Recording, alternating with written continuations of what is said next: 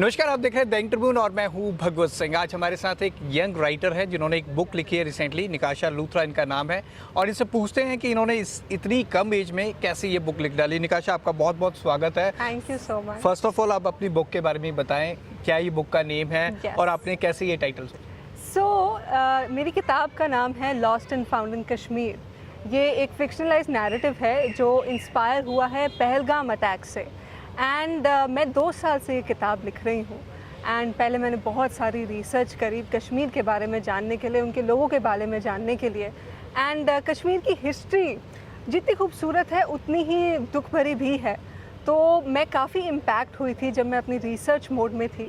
And that's how I decided कि मैं इसके बारे में एक ह्यूमन तौर से, एक ह्यूमन एक्सपीरियंस से, इंसानियत के रूप से इस कहानी को पहचाना चाहती हूँ दुनिया के सामने।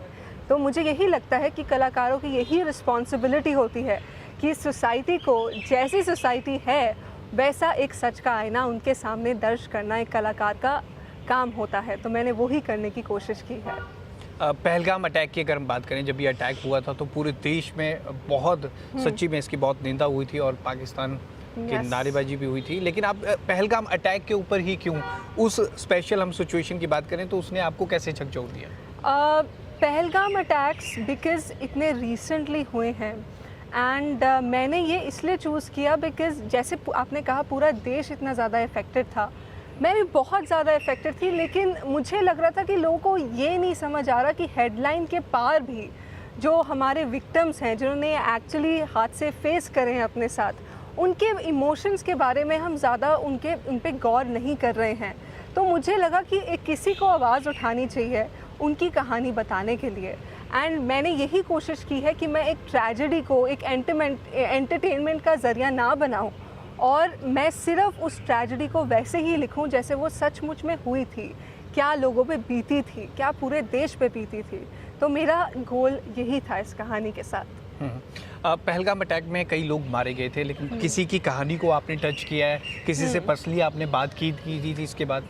मैंने विक्टिम से बात नहीं की थी क्योंकि मुझे लगा था कि उनके लिए बहुत, मेरे लिए इनसेंसिटिव होगा बोलना कि मैं एक किताब या फिर मैं एक कहानी बनाना चाहती हूँ उनके सबसे ट्रॉमेटिक इवेंट के साथ। लेकिन जितने भी इंटरव्यूज़ मैं ऑनलाइन ढूंढ पाई, जितने भी सोशल मीडियाज़ में विक्टिम्स के ढूंढ पाई कि उनकी ज़िंदगी अटैक से पहले क्या थी, उनके क्या सपने थे, वो सब जानने की मैंने पूरी कोशिश की।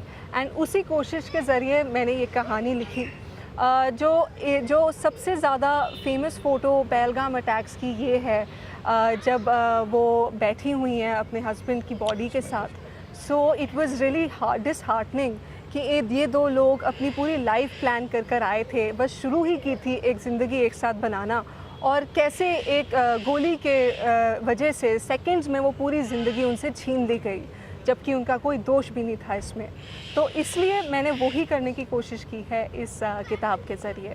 अच्छा, इसका टाइटल आपने लिखा है lost and found in Kashmir. इस टाइटल से हम क्या समझें? पहलगाम अटैक पे आपकी बुक है नो डाउट, लेकिन lost and found in Kashmir, इसका title? Lost and found in Kashmir, मेरे को ये टाइटल सबसे ज़्यादा अप्रोप्रिएट इसलिए लगा क्योंकि इट्स नॉट जस्ट अबाउट कि लोगों का डिसअपियर होना फिज़िकल तौर पे।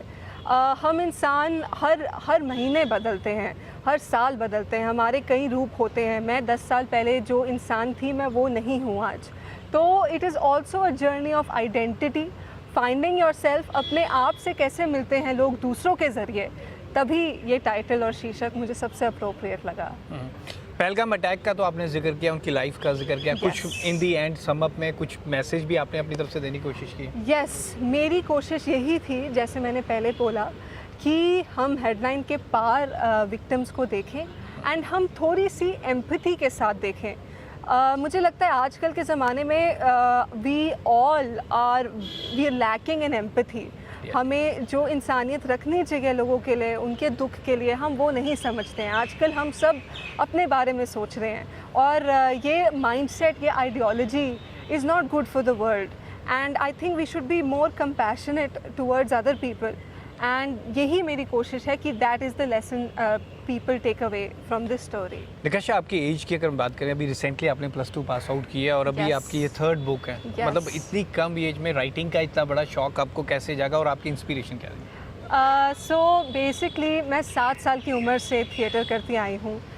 मेरी मम्मा खुद एक कलाकार हैं, वो थिएटर आर्टिस्ट हैं, फिल्म मेकर हैं, पोएट हैं।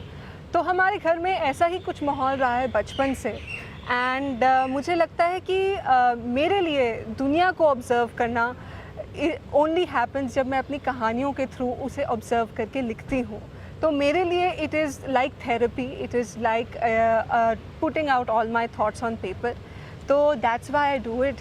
मेरी पहली किताब 15 साल की उम्र में मैंने छापी थी। उसके बाद मेरी दूसरी 16 साल की उम्र पे, एंड उसके साथ साथ मैंने 2 फिल्में भी राइट एंड डायरेक्ट की हैं जो जागरण फिल्म फेस्टिवल में सिलेक्ट होके PVR में भी स्क्रीन हुई थी। सो मुझे यही लगता है कि एट माई कोर मैं सिर्फ कलाकार हूँ। राइटर, डायरेक्टर, एक्टर तो दुनियादारी लेबल्स हैं। So yes. तो कोई मैसेज देना चाहें अपनी बुक के रिगार्डिंग, व्यूअर्स से कुछ कहना चाहें और इस बुक के बारे में? यस, मैं ये कहना चाहूँगी कि ये किताब Amazon, Flipkart and Ananta press book store पे अवेलेबल है।